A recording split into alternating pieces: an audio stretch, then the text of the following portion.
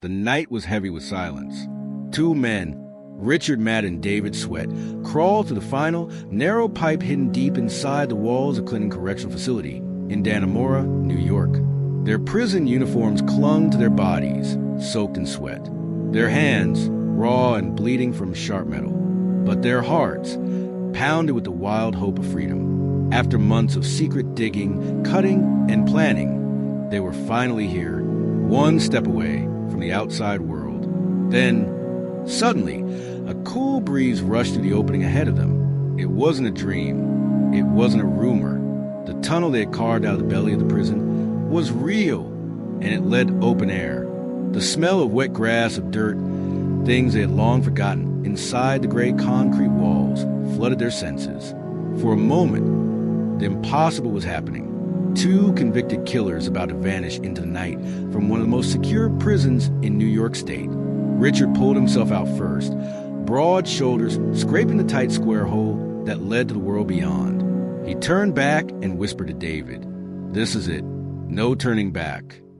David's Sweat followed, younger, slimmer, his eyes darting, his ears tuned to every sound in the dark.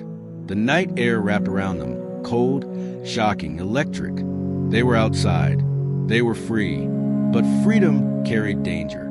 The prison tower stood tall above them, its searchlight sweeping across the yard. If that light caught them, everything would end right there. Months of planning wasted, and both of them dragged back into their cells, beaten, chained, and locked tighter than ever before. The light drew closer. It swept across the wall, just a few feet from where they crouched. Richard held his breath, his hand gripping David's arm so tightly that his knuckles turned white. For one terrifying second, it seemed the light would stop and freeze on them. But then, just as quickly, it moved away, drifting lazily back across the prison yard. They exhaled, almost trembling with relief. "Let's move," David whispered. And together, they slipped into shadows, disappearing into the night. The escape from Dannemora had begun. But how? How did two convicted killers outsmart guards, cameras, and lock gates in a prison known for its iron security? Who helped them on the inside? And what price would be paid for their freedom? Years earlier, both Richard Matt and David Sweat were serving life sentences inside Clinton Correctional Facility, known simply as Dannemora. To locals, it was a fortress. To inmates, it was a tomb. They used to say, "Dannemora swallows men whole, and only their shadows walk out." Richard Matt was the older one, dangerous charm, convicted of kidnapping, killing, and dismembering his boss. Even in prison, he carried himself like a leader, always smiling, always scheming. David Sweat was younger, quieter, sentenced to life for killing a sheriff's deputy. He wasn't charming, but he was sharp, a thinker, a planner. Together, they were lethal. Richard, the smooth talker, David, the strategist, both with one shared truth. They would never accept dying behind bars. Life inside Dannemora was brutal. Freezing winters, cells like cages, food that barely passes food. But even in a fortress, routines form, and routines meant weaknesses. At first, it was only a whisper of an idea. They studied the guards, their footsteps, their shifts. They learned the blind spots of cameras. They memorized the hum of pipes, the clank of locks, the rhythm of prison life. And from these patterns, a picture emerged. Maybe Dannemora wasn't as unbreakable as everyone believed. But dreaming of escape was one thing. Doing it was another. They would need help, tools, time, and most importantly, an insider. That help came in the most unexpected form. A woman, Joyce Mitchell, known as Tilly. She ran the prison tailor shop, where Richard and David worked long hours, sewing uniforms. She was kind-faced, middle-aged, married. She laughed at Richard's jokes. She listened when David spoke. And slowly, carefully, she was drawn into their web. Richard flattered her, made her feel seen, important. Joyce, flustered, began to slip them favors. A little food, a small tool, harmless at first. But each favor was another crack in Dannemora's walls. The object Joyce Mitchell slipped into Richard Matt's hands that night was no ordinary favor. It wasn't food. It wasn't candy. It wasn't even a letter. Wrapped in cloth, hidden from curious eyes, was a tool so dangerous in a prison like Dannemora that its discovery could have destroyed everything before it even began. It was a hacksaw blade. Small, sharp, silent. Richard felt its weight in his palm, his heart thumping hard. He gave Joyce a slow smile, the kind that promised everything and hid nothing. She looked at him with nervous eyes, her lips pressed tight as if she already regretted what she had done. But it was too late. The blade was his now. Later that night, in the silence of his cell, Richard carefully unwrapped the cloth and showed the blade to David Sweat. David's eyes widened. He touched the steel like it was made of gold. "This is it," Richard whispered. David's mind began racing. He had already studied the prison like a map in his head. He knew the walls, the pipes, the places guards rarely looked. Now, with his blade, the dream of escape was no longer just talk. It was possible, but possible didn't mean safe. One wrong move, one tiny mistake, and the guards would find them with the blade. That would mean solitary confinement for years, or worse. For weeks, Richard and David waited, choosing the right time to start. They had to be patient.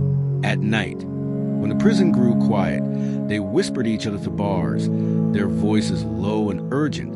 Richard would flash his crooked smile, whispering promises of freedom, while David scratched plans into scraps of paper. They were opposites, yet together they became a dangerous pair. One fueled by charm and boldness, the other by quiet calculation. Only then did David dare to breathe again. The cutting continued night after night. Richard joined in, using his own copy of the blade. Together, they slowly chewed to the pipes that led into the guts of the prison. It was filthy work. Rats scurried through the darkness. The air was thick with the smell of rust, mold, and sewage. But with every piece of metal they removed, they got closer to freedom. Meanwhile, Joyce Mitchell found herself pulled deeper and deeper into their plan. She didn't know how to stop. Richard, with his charm, made her feel special, wanted, alive. David added his quiet reassurances, convincing her that what they were doing was clever, not dangerous. Joyce wanted to believe them. She wanted to believe she wasn't risking everything. But deep down, she knew the strain began to show. At home, her husband noticed her moods. At work, guards noticed her long conversations with Richard. But nobody stopped her. Not yet. Inside the prison walls, tension grew. Inmates whispered about strange noises at night. A guard once paused near Richard's cell, frowning as if he had heard something unusual. Richard laughed it off, making a joke about rats and pipes. The guard shook his head and walked away. But the truth was far more dangerous than rats. David Sweat was already crawling inside the narrow maintenance shafts, using a hacksaw to open paths through metal and brick. The spaces were tight, suffocating. His body scraped against rough walls, his clothes catching on sharp edges. But he pressed on, marking each twist and turn of the prison's hidden passages in his memory. Every crawl was a gamble. If he got stuck, no one would save him. If a guard discovered the cut pipes, the escape would end before it even began. But David was relentless. With Richard waiting above, keeping watch, David crawled to the belly of Dannemora, mapping the way to freedom. By day, they acted normal. Richard cracked jokes in the tailor shop. David worked quietly, head down. Joyce smiled nervously as if nothing was wrong. To anyone else, it was just another day in prison. But at night, the real story was unfolding. One night, after hours of sawing and crawling, David returned to his cell with dirt smeared across his face. He whispered to Richard through the bars. "I found it," he said. Richard leaned closer. "Found what?" "The way out." Richard's smile spread slowly, his eyes gleaming with triumph. But before David could explain, footsteps echoed down the corridor. A guard was approaching, his keys jangling at his side. David shoved the hacksaw blade under his pillow. Richard lay back on his bunk, humming a tune as if he didn't have a care in the world. The guard stopped. His eyes narrowed. He looked from one cell to the other, suspicion flickering across his face. For a moment, the air froze. Richard's heart thudded in his chest. David's throat tightened. The guard's hand rested on his keys. His other hand gripped his flashlight. Slowly, he raised the light and shined it directly into Richard's cell. "Matt," the guard said, his voice low and sharp. "What are you up to?" The guard's flashlight burned into Richard Matt's cell. For a terrifying moment, it felt like everything was over. The hacksaw, the tunnels, the planning, all of it would be wasted if the guard pressed harder. Richard forced a grin. "Just singing a tune, boss. Can a man keep himself entertained?" The guard narrowed his eyes, but after a long pause, he moved on. His footsteps echoed down the hall until they faded into silence. For weeks, the cutting, crawling, and planning continued. Each night, they pushed deeper into the hidden guts of the prison, carving a path that nobody believed was possible. Joyce Mitchell kept helping them, slipping in food and tools, her nerves unraveling with each passing day. Finally, June 6, 2015 arrived. That night, while the prison slept, Richard, Matt, and David Sweat squeezed the holes they carved in the pipes, crawling through the dark tunnels beneath Dannemora. Hours of scraping and crawling brought them closer to the outside wall. Rats scurried past them. The smell of rust and filth clung to their clothes. But the promise of freedom kept them moving. At last, they reached the final pipe. Richard pushed his shoulders through first, scraping his skin on the jagged metal. David followed, his heart racing. When they pulled themselves up and out into the cool night air, the impossible had happened. They were out. For the first time in years, they felt the wind on their faces. They crouched in the shadows, the prison tower looming behind them, searchlights sweeping across the yard. The beam passed dangerously close, but luck was with them. They slipped into the forest. By morning, the news exploded across America. 2 convicted killers had escaped from one of the toughest prisons in New York. The manhunt began immediately. Hundreds of police, dogs, helicopters, and thermal cameras spread across the region. But Richard and David had planned well. They knew the woods. They kept moving at night, hiding during the day, leaving behind makeshift camps. For days, they vanished into the wilderness like ghosts. The town of Dannemora and the entire state of New York were on edge. Schools closed.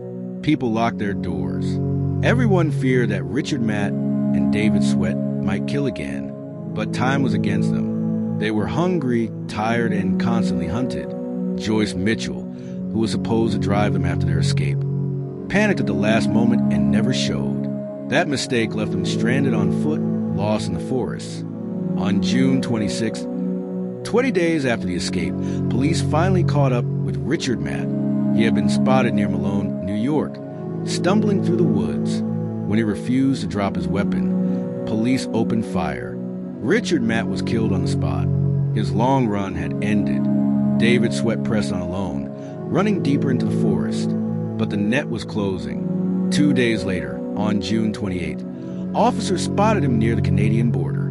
He ran, desperate for freedom, but a state trooper's bullet tore through his shoulder. David collapsed on the ground, bleeding but alive. The great escape from Dannemora was over. Richard Matt was dead. David Sweat was back in custody. Joyce Mitchell was arrested for her role in helping them. The story shocked America. How could 2 inmates cut, crawl, and charm their way past the walls of a maximum security prison? How had the system failed so badly? To this day, people still ask those questions. What is certain is this: the escape from Dannemora remains one of the most daring and strange prison breaks in American history. A story of charm, betrayal, and desperation that ended in blood and capture. And in the end, the walls of Clinton Correctional Facility stood tall once more, holding back the shadows of men who had tried to defy them.